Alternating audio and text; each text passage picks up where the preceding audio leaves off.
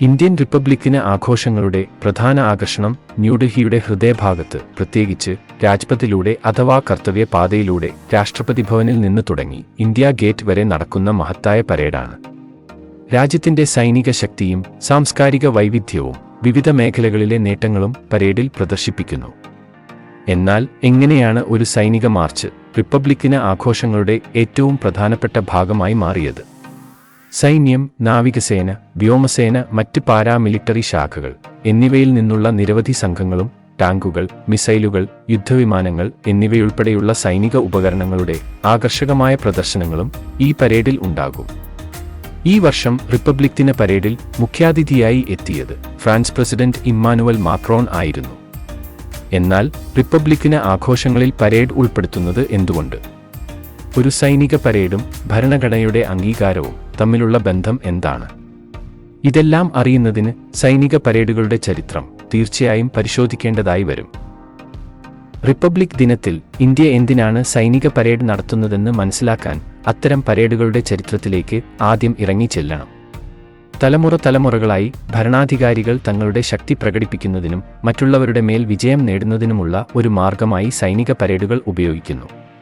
പുരാതന മെസൊപ്പൊട്ടേമിയയിൽ നഗരങ്ങളിൽ പലയിടത്തും രാജാക്കന്മാർ അവരുടെ മഹത്തായ വിജയങ്ങൾ ചുവർച്ചിത്രങ്ങളാൽ അടയാളപ്പെടുത്തിയിരുന്നുവെന്ന് ചരിത്രപരമായ വിവരണങ്ങൾ വെളിപ്പെടുത്തുന്നു. 60 സിംഹ പ്രതിമകളാൽ ചുറ്റപ്പെട്ടതായിരുന്നു ബാബിലോണിലെ പ്രസിദ്ധമായ ഇഷ്താർ ഗേറ്റ്. ആ വിശുദ്ധ കവാടത്തിലൂടെ യോദ്ധാക്കളുമായി രാജാക്കന്മാർ മാർച്ച് ചെയ്തതായി ഇത്തരം ചുവർച്ചിത്രങ്ങളാൽ വെളിപ്പെടുത്തുന്നു.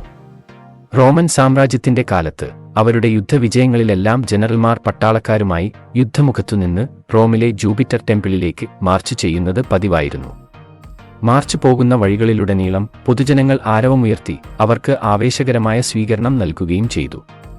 യുദ്ധ തടവുകാരെ ചങ്ങലയിൽ ബന്ധിച്ചുകൊണ്ട് ഈ മാർച്ചിൽ പ്രദർശിപ്പിക്കുമായിരുന്നുവെന്നും ചരിത്രകാരന്മാർ വെളിപ്പെടുത്തുന്നു. ഈ സംഭവങ്ങളുടെയെല്ലാം പിന്നിലെ ഉദ്ദേശം രാജാക്കന്മാരുടെ അന്തസ് വർദ്ധിപ്പിക്കുകയും അവരുടെ രാഷ്ട്രീയ അധികാരം കുറച്ചുകൂടെ വിപുലീകരിക്കുകയും ചെയ്യുക എന്നതായിരുന്നു.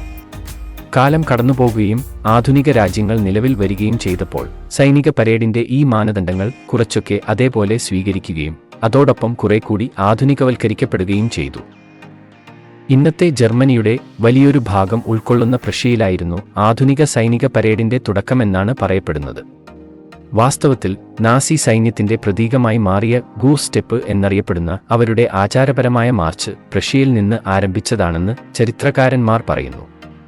മറ്റ് രാജ്യങ്ങളും അവരുടേതായ ആചാരങ്ങൾ ഉൾക്കൊള്ളിച്ചുകൊണ്ട് പരേഡുകൾ പിന്തുടർന്നു.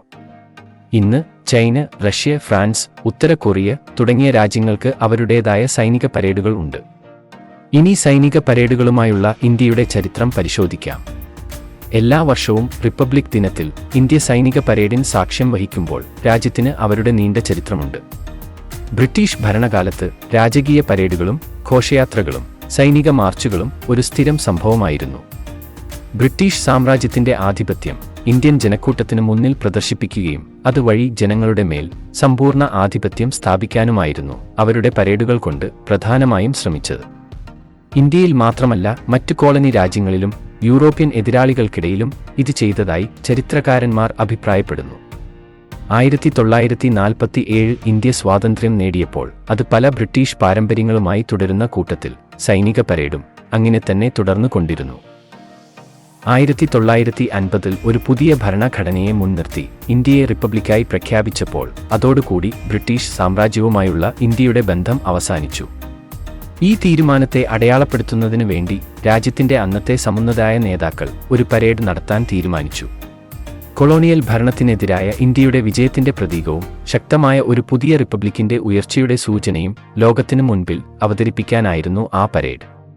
മാത്രമല്ല ആഗോളതലത്തിൽ ഇന്ത്യക്ക് തങ്ങളുടേതായ ഒരു അസ്തിത്വമുണ്ടെന്നും ഭാവിയിൽ ശത്രുക്കളിൽ നിന്ന് തങ്ങളുടെ ഭൂമിയെ പ്രതിരോധിക്കാനുള്ള പവർ ഉണ്ടെന്നും ലോകത്തെ കാണിക്കുന്നതിന് വേണ്ടിയായിരുന്നു പരേഡ് നടത്താനുള്ള ആ തീരുമാനത്തിന് പിന്നിൽ.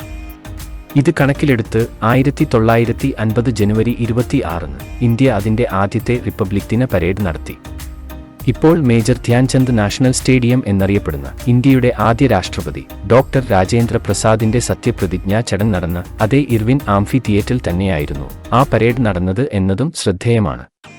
സായുധ സേനയിലെ 3000 പേർ രാഷ്ട്രപതിക്ക് മുന്നിൽ മാർച്ച് ചെയ്തു.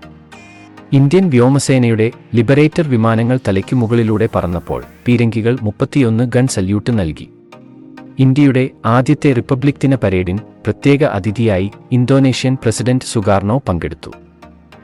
തൊട്ടടുത്ത വർഷം മുതലാണ് സ്ഥലം രാജ്പഥിലേക്ക് മാറ്റിയത്. ഇപ്പോൾ കർത്തവ്യപാത എന്ന് പുനർനാമകരണം ചെയ്യപ്പെട്ടു. തുടർന്നുള്ള വർഷങ്ങളിൽ പരേഡിന്റെ ഭാഗമായ സാംസ്കാരിക ഘോഷയാത്രയിൽ പങ്കെടുക്കാൻ ഇന്ത്യയിലെ എല്ലാ സംസ്ഥാനങ്ങളെയും ക്ഷണിച്ചു. ഭാഷാപരവും പ്രാദേശികവുമായ അവകാശവാദങ്ങൾ അനുഭവപ്പെടുന്ന ഒരു പിരിമുറുക്കത്തിന്റെ കാലഘട്ടമായിരുന്നു അത്. അതുകൊണ്ടുതന്നെ എല്ലാ സംസ്കാരങ്ങളെയും ഉൾക്കൊള്ളിക്കേണ്ടത് രാജ്യത്തിന്റെ അഖണ്ഡതയ്ക്ക് അത്യാവശ്യമായിരുന്നു.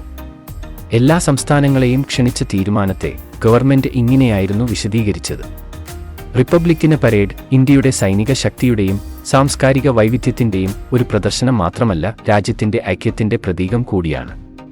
ഇത് ആയിരക്കണക്കിന് ആളുകൾ പങ്കെടുക്കുകയും ദേശീയ തലത്തിൽ സംപ്രേഷണം ചെയ്യുകയും ചെയ്യുന്നു. ഇന്ത്യൻ പൗരന്മാരിൽ രാജ്യസ്നേഹവും അഭിമാനവും വളർത്തുക എന്നതാണ് ആഘോഷങ്ങളുടെ പരമമായ ലക്ഷ്യം.